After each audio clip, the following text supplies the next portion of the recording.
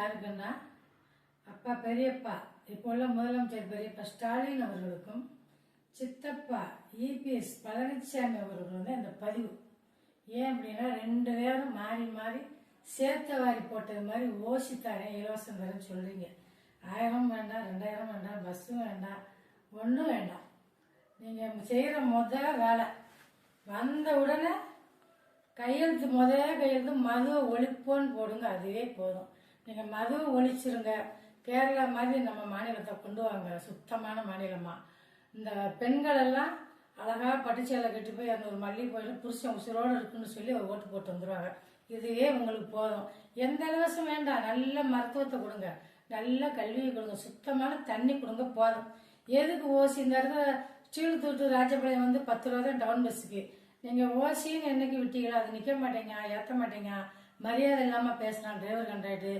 சில driver contractor counselling கொடுங்க, நல்லா இல்லை, வாங்க போங்க, இது நல்லா இல்லை. ஒரு சிலர் அந்த மாதிரி பண்றாங்க.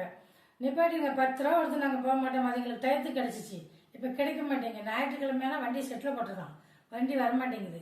அதனால ஓசி வேண்டாம், அறிவிக்காதீங்க. 2 பேரும் நீங்க ஓசி கொடுக்கலன்னு சொல்லி அறிவிச்சு வாங்க.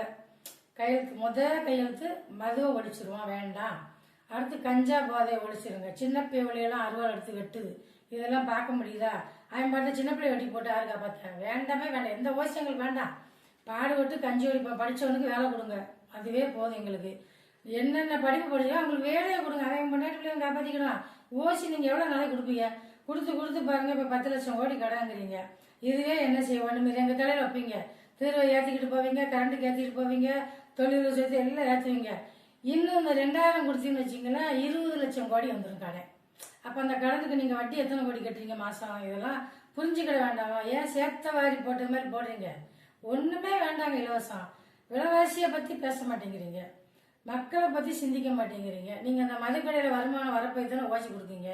இந்த ஓசி வேண்டாம், அந்த லாபம் வேண்டாம். நீங்கள் எங்களுக்கு கொடுக்குறேன்னு சொல்லி நீங்கள் பாதியை கொண்டு கொள்ளையடிச்சு வீட்டில் வச்சுக்கிறீங்க. கணக்கு இதெல்லாம் உட்காந்து மக்கள் பார்க்க முடியுமா? நீங்கள் வச்சதே நாங்கள் கேட்டது தான். தயவுசெய்து இனிமேல் இந்த ஓசி வேண்டாம்.